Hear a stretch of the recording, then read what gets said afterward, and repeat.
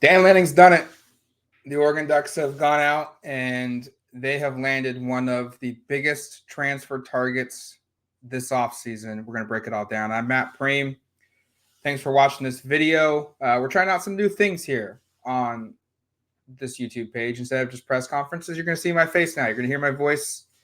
We're going to break things down. None other than a time to do this is now. Dillion Gabriel, Oklahoma starting quarterback, has announced he will transfer to the University of Oregon. Matt Zinitz of 24/7 Sports, where I work, broke the news.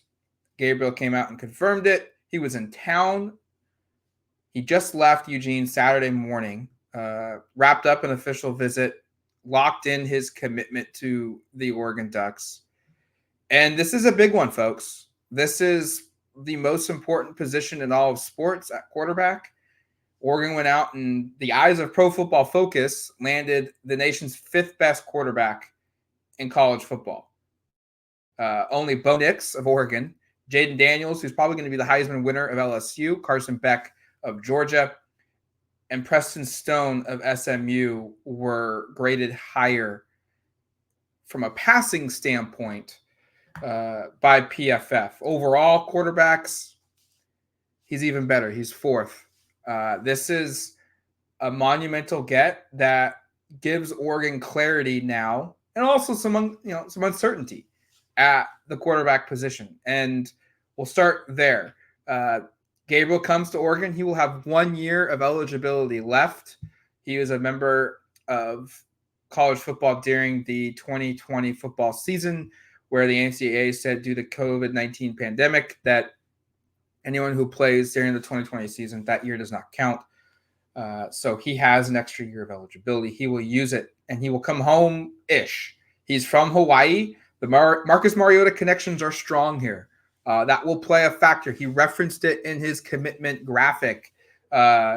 He's indicating he's even going to wear Marcus Mariota's number 8 at Oregon. So we see Bo Nix wear Justin Herbert's number 10. Goes on to have one of the best careers at Oregon and one of the best years this season in college football at the quarterback position.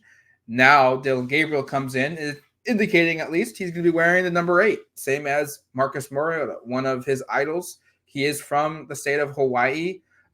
He grew up rooting for Marcus Mariota. He's talked about that. That's one of his idols. The Ducks didn't really recruit him much coming out of high school. When it was a different coaching staff. This time around, Dan Lanning quickly pivoted when the portal opened. He threw his name into the portal, and it is an easy fit. I think this is going to be a seamless transition for Oregon, ushering in a new quarterback from Bo Nix to now Dillion Gabriel. I think it's also going to be an easy transition from Dillion Gabriel going from what he ran at UCF, his first school, Oklahoma, his most recent school, and now the University of Oregon. I think the offenses there are similar to what Oregon runs. I think that the fit here is perfect. Oregon likes the fact that Dillion is a quarterback that is a gunslinger. He can throw the football all over the place. He can put up high numbers, but he's also not afraid to run the football. You look at his career stats, and this is a guy that has thrown for, I believe, over 12,000 yards in his college football career. He's going to put up 688 yards as a 2-year starter for the Sooners this past season.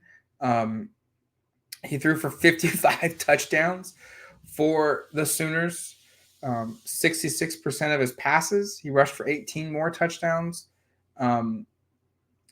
This is going to be a guy that Oregon now goes into the Big Ten thinking they've got QB1 in that new conference. Maybe J.J. McCarthy from Michigan returns for another season, and then that would become a true debate. But as of right now, you look at the rosters and you look at things, and things will change, no doubt about it. Things will certainly change. But as you look at the roster right now and where Oregon stands with who they have at quarterback, at QB1 and Dillion Gabriel, Oregon should feel like they have the best quarterback in the conference in the Big Ten, ushering in a new era of college football for the Ducks. What does Washington do in replacing Michael Penix? What does J.J. McCarthy do? Does he come back for Michigan, or who do they replace him with if he does leave? Kyle McCord at Ohio State has transferred out of that program, so they will have a new quarterback. What does Ohio State do? All those questions will have to be answered for us to find a clear answer going into the season. But odds are Oregon's going to have one of the best, if not the best, quarterback in the Big Ten. And when you have that quarterback, when you have that stature, that claim, you're going to be in the discussion to win the league. And that's what this move does. It puts Oregon into a position now where they certainly have holes, that they need to get filled. Pass rush, they need more depth at receiver. They need help at the safety areas. And they've addressed some of these via high school. They're going to try to address these through the portal, but you now know going in, hey, the biggest hole has been filled, replacing Bo Nix. And it now becomes, can you fill these other ones, and how good can you truly become? They're going to be a college football playoff contender. Does that mean that they're in the playoff? No, absolutely not. They're not an automatic team in yet. We don't know how they're going to handle the Big 12 schedule. We don't know how they're going to handle playing at Camp Randall in late November against the Wisconsin Badgers. But on paper right now, as of December 9th, Oregon goes in as one of the best teams in that conference, which means they will be in the thick of it for the college football playoffs. Now, this does also create some uncertainty. We've already seen it on social media. Maybe it happens by the time you've seen this video, but what does Ty Thompson do for Oregon? Sophomore quarterback, a guy that has patiently waited his time to be the guy at Oregon. He arrived ahead of the 2020 football season. That same year, they also brought in a transfer quarterback in Anthony Brown. Both players sat, but then Brown got the starting job over Ty Thompson in 2021. And then Bo Nix came in 2022. And then Bo Nix stayed in 2023. And now Dillion Gabriel is coming to Oregon in 2024. It would make complete sense, and it would be totally understandable if Ty Thompson says, I have waited long enough, and now another quarterback is coming in. I want to now enter the transfer portal. He has posted a cryptic message. Read into that how you want, but it's him walking away from putting his helmet on the rack that players do after practice. Very cryptic. Who knows what it means? Maybe it's just he's not leaving. I don't know. But that becomes now something to monitor. What happens at quarterback with the current guys on the roster? And it gets more complicated because Oregon might not be done at the quarterback position and the recruiting that they're doing. Remember Dante Moore, 5-star quarterback, at one time the number one player in the country for 24/7 Sports a couple years ago in the high school ranks, who played his freshman season this past year at UCLA. He's entered the portal. And he is open to also coming to Oregon knowing Dillion Gabriel is on the roster.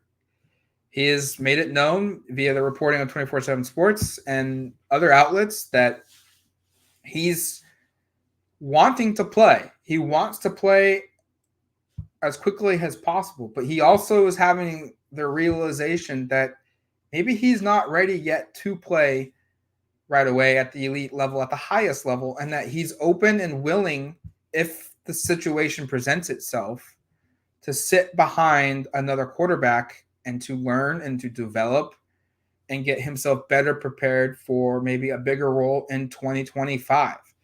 Oregon's interested. Dante Moore is interested in Oregon, even with Dillion Gabriel being on campus. That creates another dynamic where maybe Ty Thompson is okay staying with Dillion Gabriel, but what happens if Oregon brings in Dante Moore?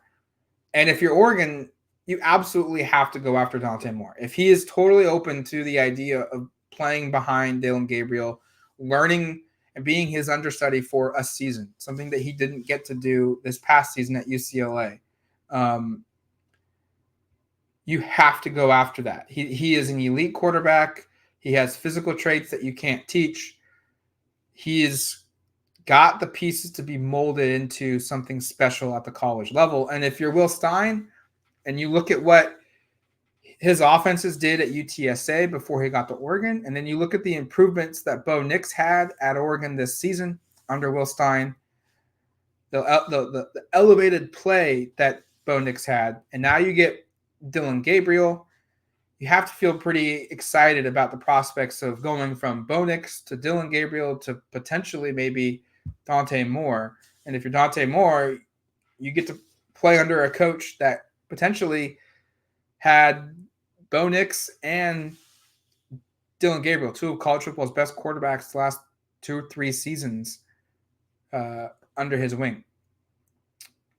It's also going to now open the door for what comes next on the offensive side of the football for the Ducks. Whether it's transfer portal or whether it's NFL decisions, because there are guys that need to make NFL decisions on this roster. And when you have uncertainty at quarterback, it creates, fair or not, uncertainty of what you should do, whether it's coming back for a final season or coming back for another year of starting and trying to improve your draft stock, but also trying to win at the highest level. What does Jackson Powers Johnson, who won the Remington Trophy Award Friday night, given out to the nation's best center, what does he do?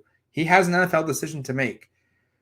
Knowing that, hey, if I come back, I'm the center for one of college football's best quarterbacks. I know our offense is going to be elite. That makes it more enticing for him to come back. And maybe his mind is already made up. That would not surprise me in the slightest. Personally, if I'm telling JPJ what to do, go pro.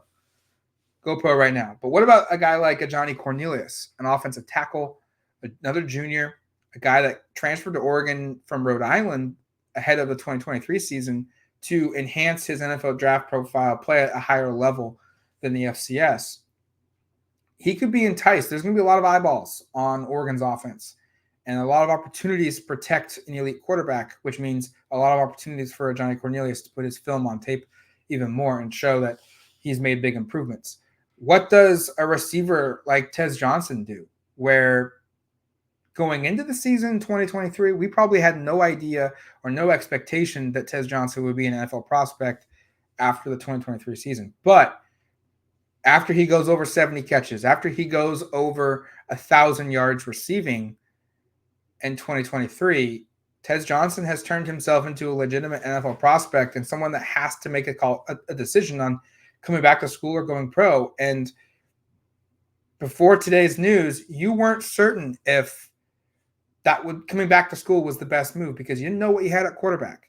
You didn't know if you were going to be able to be put in position to showcase your skills, showcase your improvements of why your stock should be even higher than it was in 2023. Now in 2024, Oregon can tell Tez, hey, maybe you're a fringe pick between this round and that round.